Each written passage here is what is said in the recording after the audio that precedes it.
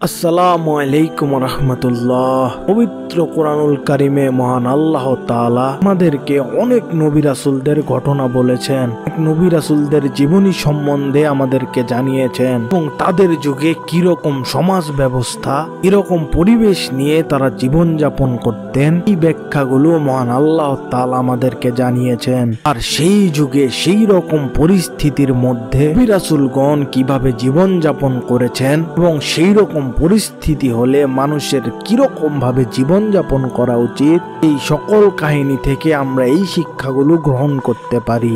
অথচ এই সকল কিছু জানার পরেও আমরা এই নীতি, সেই আদর্শগুলো আমরা অনুসরণ করি না। আমরা আমাদের মন গড়া নিয়ম অনুযায়ী জীবন যাপন করি। আর আগের যুগের মানুষদের মতো বা আগের যুগের নবীদের উম্মতদের মতো যদি আমাদের সাথে সাথে আযাব দেয়া হতো, তাহলে আরো অনেক আগেই আমরা ধ্বংস হয়ে যেতাম। কেউ হয়তো প্রাণীতে রূপান্তরিত হয়ে যেত, আর কারো আযাব তো আরো আগে থেকেই শুরু হয়ে যেত। কিন্তু আমাদের উপর মহান আল্লাহ তাআলার একটি অশেষ রহমত, আমরা অন্য যুগের নবীদের আমলে প্রেরিত হইনি। মুহাম্মদ সাল্লাল্লাহু আলাইহি সাল্লামের উম্মত হয়ে এই পৃথিবীতে এসেছি।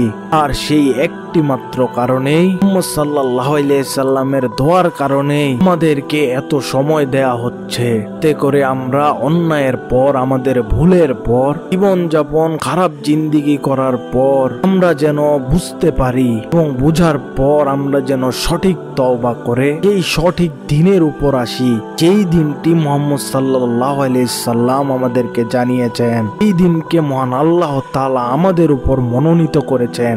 আর আমরা যদি এই বিষয়গুলোর উপর আমল না করি, আমরা যদি আমাদের খামখেয়ালিপনা এবং মনের ইচ্ছা মতোই আমাদের জীবন যাপন করে যেতে থাকি, তাহলে এই পৃথিবীতে হয়তো আমাদের তেমন কিছুই হবে না। কিন্তু মৃত্যুর পর কিয়ামতের ময়দানে, হাসরের ময়দানে যখন আমাদেরকে জাহান্নামে নিক্ষেপ করা হবে, তখন আমরা যারা মুসলিম রয়েছি, আমরা যারা নিজেকে মুহাম্মদ সাল্লাল্লাহু আলাইহি সাল্লামের উম্মত বলে দাবি করি, তাদেরকে তখন অনেক নিচু স্তরের জাহান্নামে নিক্ষেপ করা হবে। এমনকি কাফেরদের চাইতেও নিচু স্তরের জাহান্নামে আমাদেরকে নিক্ষেপ করা হবে। আমাদের জীবন যাত্রা, জীবনের মান আজকে এমন হয়ে গেছে, আমরা মুখে ঠিকই বলি আমরা মুসলিম, কিন্তু আমাদের কাজে কর্মে, আচার ব্যবহারে, এমনকি চিন্তা ধারণায় কোনো কিছুর মধ্যে ইসলামের বহিঃপ্রকাশ পায় না।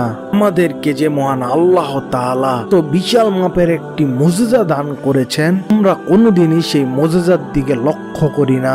সেই মুজিজাটি হচ্ছে কোরআন। আমরা সেই কোরআনের জ্ঞান আমাদের নিজেদের জীবনে ধারণই করতে চাই না। পবিত্র কোরআনুল কারীম সম্বন্ধে আমরা চিন্তা ধারণা করতে চাই না।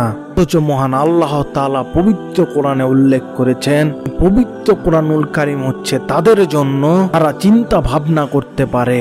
বর্তমান পৃথিবীতে সবচেয়ে বেশি চিন্তাশীল ব্যক্তিরা হচ্ছে গবেষক রয়েছেন, যারা সায়েন্টিস্ট রয়েছেন। বর্তমান যুগে আমাদের মহান আল্লাহ তাআলার সেই মুজিজাগুলো তারা আমাদের সামনে প্রমাণ করে দেখাচ্ছে। তারা যে বিষয়গুলো বর্তমানে আবিষ্কার করছে, বিষয়গুলো আমাদের পবিত্র কোরআনে শত শত হাজার বছর আগে উল্লেখ করা হয়েছে। তো আমরা এতটাই নির্বোধ যে সেই বিষয়গুলো তাদের আগে প্রমাণ করতে পারছি না, কারণ সেই কোরআনের জ্ঞান আমাদের জীবনে আমরা নিতেই পারছি না। সুতরাং আমাদেরকে কোরআনুল কারীমের জ্ঞান আমাদের জীবনে ধারণ করতে হবে, যাতে আমরা সেই কোরআনুল কারীম পৃথিবীতে প্রতিষ্ঠা করতে পারি। আল্লাহ তাআলা আমাদেরকে বোঝার ও ঈমান আনার, আমল করার তৌফিক দিন।